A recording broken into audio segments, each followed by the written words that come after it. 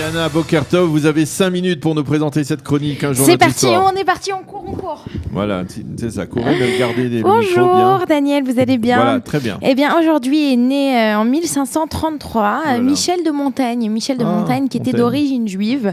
Et c'est donc l'occasion d'en parler ce matin de ce Michel Écuème de Montaigne, seigneur de Montaigne, qui est décédé le 13 septembre 1500.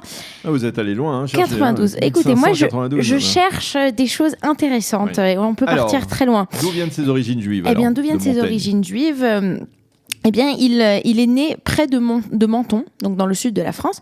Et il faut savoir que son père, qui s'appelait Pierre Hakiem, donc de Montaigne, et n'était pas juif, mais sa mère, plutôt, était la fille d'un marchand juif qui était en fait un maran. Dans cette région de la France, on en a eu pas mal, qui venait de la ville de Toulouse. Vous êtes contents ce matin, hein? Voilà. Ouais. Et donc c'était des descendants de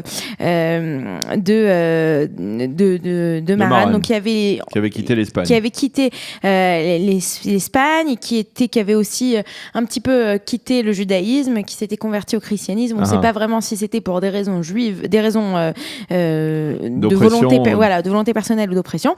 Et donc sa mère était protestante, son père lui était chrétien.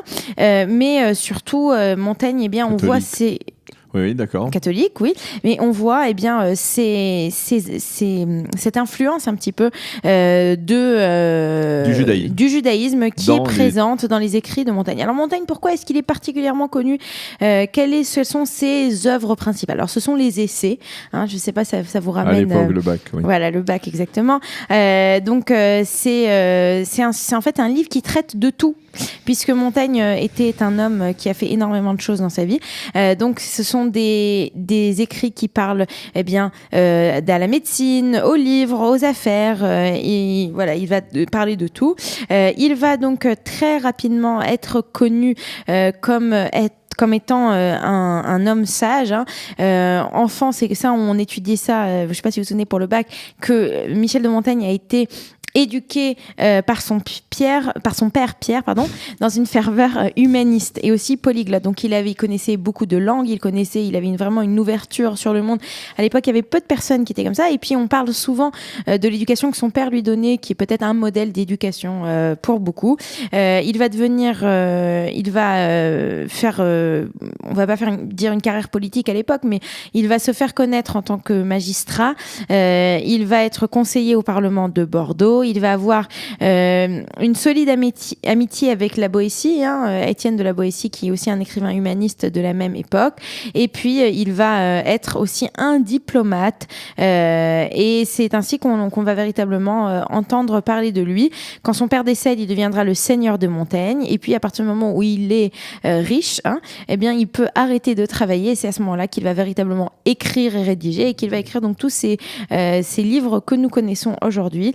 Il va décéder à l'âge de 59 ans en 1592 à cause de calculs urinaires. C'est comme ça qu'il va donc décéder. Il est surtout connu aujourd'hui pour son œuvre, comme je l'ai dit, les essais, et on ne pouvait ne pas parler de lui avec son influence juive du côté de sa mère. Donc peut-être qu'alachiquement il était en effet juif, et peut-être c'est ce judaïsme et aussi cet humanisme que l'on peut retrouver dans ses écrits.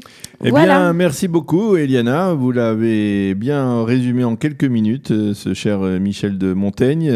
Et cela nous conduit tout de suite au jingle et à la revue de la presse, avec encore tout de même une petite minute de musique avant de vous livrer la revue de la presse et des médias israéliens de ce matin. Vous aimez l'histoire juive ?